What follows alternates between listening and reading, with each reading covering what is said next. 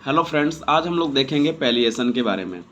दोस्तों, palliation and suppression आपके exam में अक्सर पूछा जाता है। तो सप्रेशन का हमने अलग से वीडियो बना के डाल दिया है, आपको डिस्क्रिप्शन बॉक्स में उसकी लिंक दी गई है। आप दोनों वीडियोस एक साथ देखेंगे। दोस्तों, पैलिएशन एक ग्रीक वर्ड है जिसका मतलब होता है टू हाइड, और ये एफोरिज्म 57 से लेके 62 तक दिया गया है। यानी कि पैलिएशन मतलब किसी भी चीज़ को हाइड कर देना। तो it offer rapid relief of symptom, यानी कि पैलिएशन में हम लोग सिम्टम को रैपिड रिलीफ देते हैं, यानी तुरंत आराम देते हैं। Even though it will not correct the underlying problem that cause them. हालांकि आपको ये चीज़ सही नहीं है कि आप जो चीज़ सिम्टम आ रहा है उसको तुरंत आप रिलीफ दे दें, लेकिन आपको किसी किसी केस में आप उस सिम्टम को हाइड करना पड़ जाता है। आपकी मजबूरी होती है कि उसको हम पैलिएट कर दें, अदरवाइज दिक्कतें हो जाएगी। तो हमें एज ए होम्योपैथिक फिजिशियन हमें पता होना चाहिए कि ऐसी कौन कौन सी कंडीशन है जिसमें हमें पैलिएशन की आवश्यकता पड़ती है। ठीक है, तो जिसमें हम लोग देखेंगे palliation of homeopathic medicine of incurable cases, यानी होम्योपैथिक मेडिसिन के द्वारा हम कहाँ कहाँ पैलिएशन करेंगे। दोस्तों, ऐसे केसेस जो इनक्योरेबल हैं, जो ठीक नहीं होते, जैसे कि एडवांस इरिवर्सिबल पैथोलॉजी। ऐसी कोई डिजीज है जो इरिवर्सिबल है, यानी कि अपने कंडीशन से फिर से वापस नहीं जा सकती, तो हम उस कंडीशन में हम सिर्फ साइन एंड सिम्टम को पैलिएट कर सकते हैं। जैसे मान लीजिए किसी को कैंसर है और ये कैंसर बहुत ज़्यादा पेनफुल होता है। कोई कैंसर बहुत ज़्यादा पेनफुल होता है। आपको पता है कि ये कैंसर ठीक नहीं होगा, ये फिर से अपने पुरानी जगह पे नहीं जाएगा, इरिवर्सिबल कैंसर है। तो उसके लिए हम क्या करेंगे, ऐसी ड्रग्स का सिलेक्शन करेंगे, मेडिसिन का सिलेक्शन करेंगे जो इस पेन को ख़त्म करे और इसके साइन एंड सिम्टम को कम करे। उस मेडिसिन को देने के बाद से हो सकता है कि जिस चीज़ से पेशेंट सबसे ज़्यादा बेचैन है वो चीज़ ख़त्म हो जाए, लेकिन इसका कतई मतलब नहीं है कि पेन चला गया तो आपका कैंसर ठीक हो गया। लेकिन उस पेशेंट के लिए अभी यही बेहतर है कि आप किसी तरह से इस पेन को ख़त्म करें। तो आप इसमें यही लिखा हुआ कि एडवांस इरिवर्सिबल पैथोलॉजिकल कंडीशन में हमें पैलिएशन की ज़रूरत पड़ती है। ठीक है, जैसे कि पैलिएशन को समझने के लिए और हम कई एग्जाम्पल दे सकते हैं। कभी कभी लोग पैलिएशन और सप्रेशन में कन्फ्यूजन हो जाते हैं। जैसे मान लीजिए किसी बंदे को हेडेक हो रहा था, ठीक है, कोई भी आप एग्जाम्पल ले सकते हैं। बार बार इसको पीरियोडिसिटी ऑफ हेडेक है, बार बार इसको हेडेक हो जाता है, सर दर्द हो जाता है।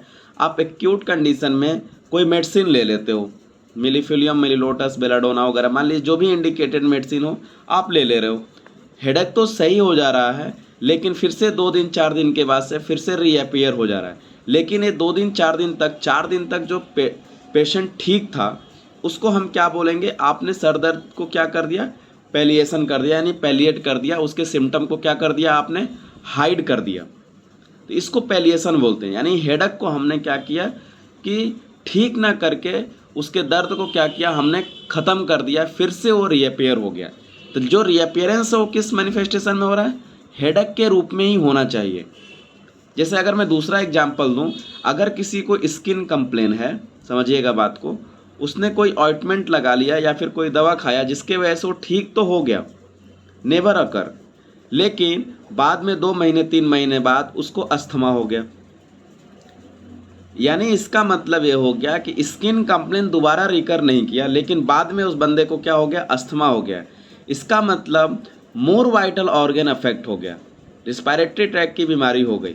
इसका मतलब क्या हुआ कि आपने इसको पैलिएट नहीं किया, ना आपने पैलिएशन किया, ना आपने क्योर किया, क्योंकि स्किन डिजीज मोर वाइटल ऑर्गन पे चली गई, दोबारा से नहीं हुई। तो इसको हम लोग बोलते हैं सप्रेशन, जो कि अलग से वीडियो में मैंने इस पर पूरा डिटेल से वीडियो बनाई है, आप जाके ज़रूर देखिएगा। इसको हम लोग सप्रेशन बोलते हैं। लेकिन अगर मान लीजिए स्किन कंप्लेन, इसी एग्जांपल को हम समझें कि मान लीजिए अगर स्किन कंप्लेन हुई किसी को, आपने कोई दवा दिया है, इसकी खुजली बंद हो गई, लेकिन फिर से 10 दिन बाद से फिर से एक खुजली चालू हो गई, तो ये जो 10 दिन तक बंद थी फिर से स्किन कंप्लेन ही आया, तो उसको क्या बोलेंगे, हमने हाइड कर दिया, यानी कि पैलिएशन। तो बेसिक सा इतना सा डिफरेंस है पैलिएशन और सप्रेशन में। तो वही मैंने बात बोला है कि ऐसे एडवांस इरिवर्सिबल पैथोलॉजी हैं जिनके वजह से क्या हो रहा है, हमको वहाँ पे पैलिएशन की ज़रूरत पड़ती है। या फिर दूसरा एग्जांपल जैसे मैं देने की कोशिश कर रहा हूँ, लैकिंग ऑफ वाइटल ऑर्गन। मान लीजिए किसी बंदे को जीबी स्टोन हुआ था, सपोज करिए किसी बंदे को जीवी स्टोन हुआ था और उस जीवी स्टोन का उसने ऑपरेट करवा दिया, तो हो सकता है कि इस बंदे को फ्यूचर में जीआईटी से रिलेटेड गैस वगैरह काफ़ी बने, एसिडिटी की दिक्कत हो। तो ये चीज़ लैकिंग ऑफ वाइटल ऑर्गन यानी गॉल ब्लैडर के ना होने से वजह से क्या होगा, एसिडिटी बनती रहेगी। यानी आपको इसको एसिडिटी को क्योर नहीं कर सकते आप कोई ऐसी दवा दीजिए जो एसिडिटी में आराम रहे सिर्फ, यानी कि उसको हम पैलिएट कर सकते हैं। जैसे कोई बंदा स्प्लिनेक्टोमी कर लिया, स्प्लिन काट के निकाल दिया गया है, किडनी खराब हो गई, किडनी काट के निकाल दिया गया है, तो जो भी रिस्पेक्टिव ऑर्गन को निकाला गया उससे रिलेटेड अगर डिजीज हो रही है तो आप उसको क्योर नहीं कर सकते, क्योंकि वो ऑर्गन है ही नहीं, किडनी है ही नहीं, तो कहाँ से ठीक होगा, क्रिएटिनिन बढ़ा ही रहेगा। लेकिन आप ऐसी दवा दीजिए जो क्रिएटिनिन को नॉर्मल रेंज में रखे, लेकिन जैसे ही दवा को विड्रॉ करोगे 2-4-10 दिन बाद फिर से क्रिएटिनिन अपने लेवल से ऊपर आ जाएगी, तो हम इसको पैलिएशन बोलते हैं। तो ये हम होम्योपैथी का कुछ एग्जाम्पल दे रहे थे। अब हम देखते हैं कुछ अदर कंडीशन में जो कि palliation by some other means. तो सम अदर मीन्स में जैसे कि only in the most urgent cases where danger to life, जैसे कि बहुत ऐसे केसेस होंगे जो कि डेंजर टू लाइफ होते हैं, वहाँ पे हमें पैलिएशन की ज़रूरत पड़ती है।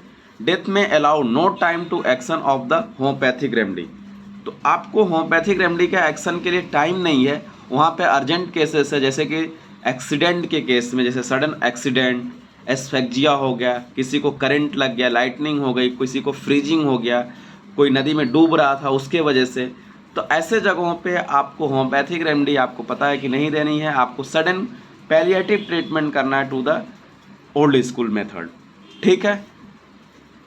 तो ऐसे बहुत से ऐसे केसेस है, जैसे कि सडन पॉइजनिंग के केस में किसी ने जहर ले लिया, तो आपको उस वक्त तुरंत जो है पैलिएटिव इफेक्ट के लिए मेडिसिन लेना बहुत ज़रूरी है।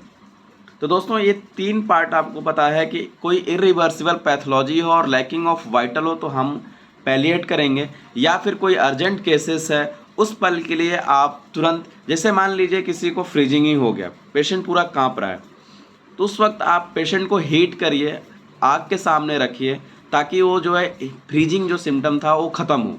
बाद में फिर जो साइन एंड सिम्टम बचेगा उसके बेसिस पे आप क्यूरेटिव मेडिसिन दीजिए, लेकिन फ़िलहाल के लिए आप उसको पैलिएट करिए। अदरवाइज आप तुरंत उसको हीट नहीं देंगे तो हो सकता है कि कैपिलरीज वगैरह में ब्लड वेसल्स पे दिक्कत जाए और बंदे की डेथ हो जाए। सडन एक्सीडेंटल केस है, अभी उसको वेंटिलेशन पे रखना है, लेकिन आप कह रहे हो नहीं हम स्पीडोस्पर्मा देंगे, तो ऐसे जगहों पे गड़बड़ हो जाएगा। आपको तुरंत पैलिएशन के तौर पे कुछ ऐसा देना होगा, मेजरमेंट करना होगा, ताकि बंदे को उस स्टेज से निकल के आगे बढ़े।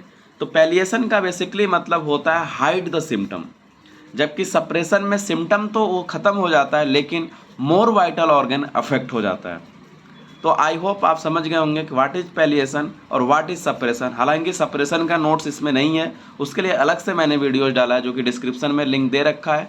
आप उस वीडियोज़ को देख के नोट्स बनाइए और इस चीज़ को समझने की कोशिश करिए। Thank you guys. अगर आपको वीडियोज़ पसंद आया तो लाइक करिए, शेयर करिए, अगर आप चैनल पर नए हैं तो दोस्तों सब्सक्राइब करिए।